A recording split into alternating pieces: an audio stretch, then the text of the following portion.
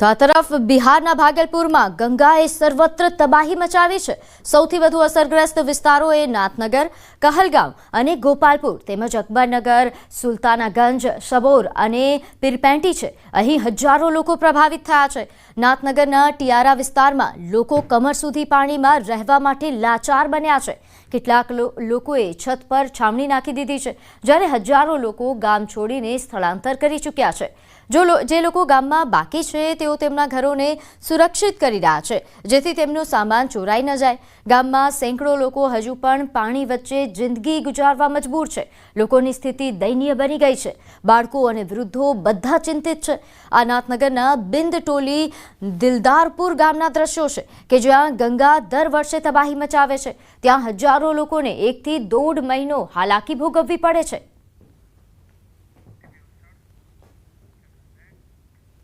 આગળ વાત કરીએ વલસાડ જિલ્લાના કપરાડામાં લોકોને જીવતા જીવતો ઠીક પરંતુ મૃત્યુ પછી પણ ભારે હાલાકી।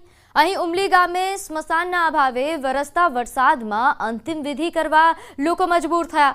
અકસ્માતમાં એક યુવકનું મોત થતાં પરિવારે ખુલ્લામાં અંતિમ વિધિ કરવી પડી।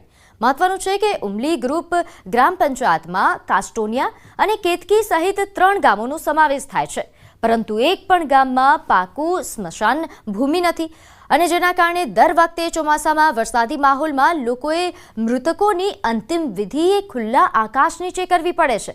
લોકો સ્મશાન બનાવવાની માંગ કરી રહ્યા છે।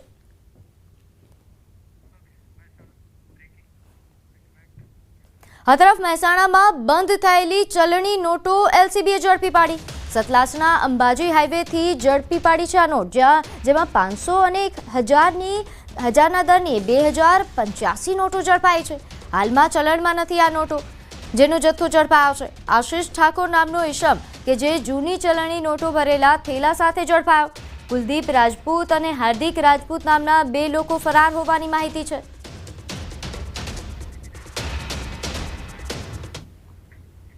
વડોદરા શહેરમાં ભવ્ય તિરંગા યાત્રાનું આયોજન થયું। નવલખી મેદાન ખાતેથી ગાંધીનગર ગૃહ સુધી રંગે ચંગે આ યાત્રા નીકળી હતી। યાત્રામાં ગૃહ રાજ્યમંત્રી હર્ષ સંઘવી, વિધાનસભાના દંડક સહિત ધારાસભ્યો જોડાયા હતા અને મોટી સંખ્યામાં વડોદરાવાસીઓ આ યાત્રામાં જોડાતા શહેર તિરંગામય બની ગયું હતું। યાત્રા દરમિયાન વરસાદ વરસતા ઉત્સાહ જળવાઈ રહ્યો હતો। 50,000થી વધુ નાગરિકો તિરંગા યાત્રામાં જોડાયા હતા।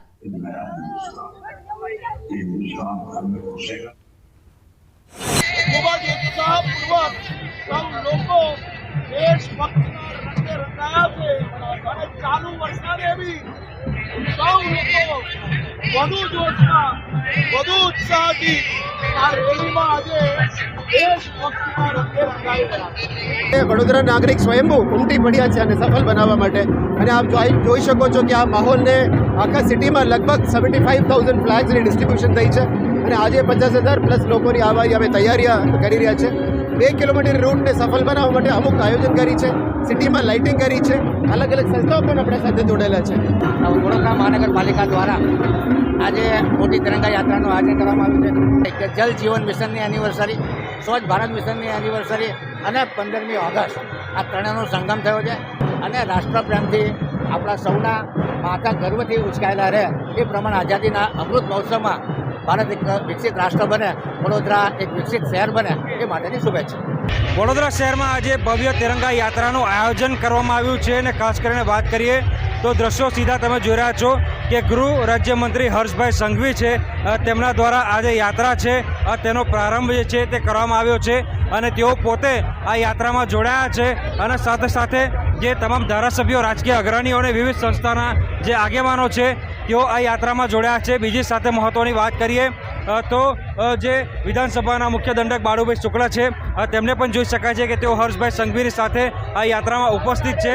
મોટી સંખ્યામાં પોલીસ કર્મચારીઓ પણ આ યાત્રામાં જોડાયા છે અને ખાસ કરીને વાત કરીએ તો અત્યારે જ્યારે આ યાત્રા શરૂ થઈ ગઈ છે ત્યારે વડોદરા શહેરમાં વરસાદી માહોલ જોવા મળી રહ્યો છે અને વરસાદી માહોલ વચ્ચે હજારોની સંખ્યામાં જે વડોદરાવાસીઓ છે તેઓ આ તિરંગા યાત્રામાં જોડાયા છે અને ગૃહ રાજ્યમંત્રી હર્ષભાઈ સંઘવી જે છે તે પોતે પગપાળા આ યાત્રામાં સહભાગી બન્યા છે। તો આજે જ્યારે વડોદરા શહેરમાં તિરંગા યાત્રા યોજાઈ ત્યારે તેનું ભવ્યથી ભવ્ય આયોજન જે છે તે વડોદરા શહેર ખાતે કરવામાં આવ્યું હતું। હાર્દિક દીક્ષિત, ન્યૂઝ 18 ગુજરાતી, વડોદરા। તો ગતરોજ વડોદરામાં આન બાન શાનથી આ તિરંગા યાત્રા નીકળી. તિરંગા યાત્રામાં ગૃહ રાજ્યમંત્રી હર્ષ સંઘવી જોડાયા હતા અને તે દરમિયાન તેમણે અધિકારીઓને સ્વચ્છતાના પાઠ ભણાવ્યા. મેયર વિધાનસભાના મુખ્ય દંડકની હાજરીમાં યાત્રાના રસ્તામાં પડેલો કચરો ઉચક્યો, રોડ પર પડેલ ખાલી પાણીની બોટલ જાતે ઉઠાવી અને રોડ પર પડેલી બોટલ ઉઠાવીને અધિકારીઓને આપી.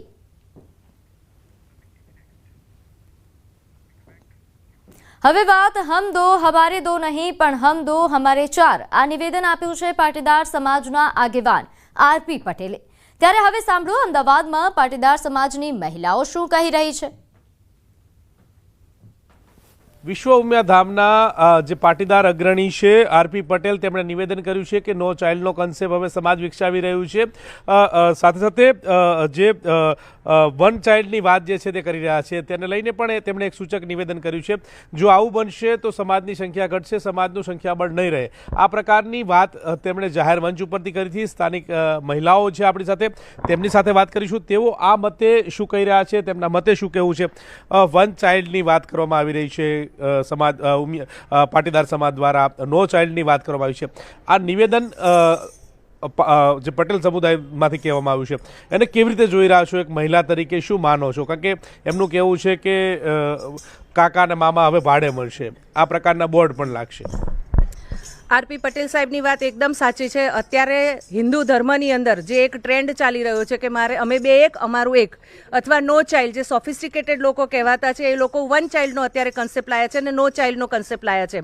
પણ તમે વિચાર કરો કે એક બાજુ હિન્દુ ધર્મ છે ને બીજી બાજુ બીજા બધા ધર્મો છે. હવે હિન્દુ ધર્મની અંદર તમે જો વન ચાઇલ્ડ અને નો ચાઇલ્ડ તરફ જશો તો તમારી સંખ્યા, તમે બે પતિ પત્ની છો એમાંથી એક થશે, અડધું થશે, રાઈટ? એમાં નો જશો તો તમે ઝીરોમાં જશો. તો આજથી 25 વર્ષ પછી તમે આખો હિન્દુ ધર્મ, હિન્દુ સમાજ એ માઇનોરિટીમાં જતો રહેશે. હું તો આ નિવેદનને પહેલાંના જમાનામાં કેમ 7-8 બાળકો હતા છતાં પણ ગુજરાન ચાલતું હતું અને પરિવારનો કોન્સેપ્ટ રહેતો હતો કે પરિવાર એક સમૂહ હતો આખો. અને જે અત્યારે આપણે તો અત્યારની અમારી જનરેશને પોતાના બાળકને કહેવું જોઈએ કે ઓછામાં ઓછા 2 થી 3 બાળકો તો હોવા જ જોઈએ. એમાં કોઈ ભૂખે મળતું નથી. હું તો એવી નજરથી જોઈ રહી છું કે કાકા નહીં, ફોઈ નહીં, મામા નહીં. આપણે અત્યારની જનરેશન તો કોઈને ઓળખશે જ નહીં કે કાકા શું કહેવાય, મામા શું કહેવાય, કોને કહેવાય. એ તો બધું ચાલવાનું જ નથી. મારું કહેવું એવું છે કે બાળક તો હોવા જ જોઈએ, પણ એ ઘણીવાર તો આપણું માનતા જ નથી. ખરેખર તો આપણે ફોર્સ કરીએ તો બી નથી કરતા એ લોકો. અત્યારની જનરેશન જ જેવી છે એમ કે ભાઈ તું કર, તારે જોઈએ 2-3 જોઈએ, પણ કંઈ સમજતા જ નથી. અમદાવાદમાં જે ઘાટલોડિયા વિસ્તારમાં રહેતા મહિલાઓ કે તેમણે જે આરપી પટેલ દ્વારા જે નિવેદન કરવામાં આવ્યું છે તેને લઈને પોતાના મતો જે છે તે રજૂ કર્યા છે અને પોતાની વાત જે છે તે મૂકી રહ્યા છે. નિલેશ સોસાસ્તે, ગૌતમ શ્રીમાળી, ન્યૂઝ 18 ગુજરાતી, અમદાવાદ. તો આરપી પટેલના વધુ બાળકો પેદા કરવાના નિવેદન પર આપ નેતા રેશમા પટેલે નિવેદન આપ્યું. રેશમા પટેલે નિવેદનથી અસહમતિ વ્યક્ત કરી. તેમણે કહ્યું કે આજની મોંઘવારીમાં પરિવારનું પાલન કરવું એ અત્યંત મુશ્કેલ છે અને વધારે બાળકોથી ન તો સામાજિક પ્રગતિ થાય છે, ન તો સમાજની ખામીઓ દૂર થાય છે. સમાજમાં જાગૃતતાના કાર્યક્રમને લઈને ઘણા બધા મુદ્દાઓ છે. યુવાનોમાં વધતી આત્મહત્યાની ઘટનાઓ, દીકરીઓના ઘણા ગંભીર પ્રશ્નો છે, તેના પર કાર્ય થવું જોઈએ.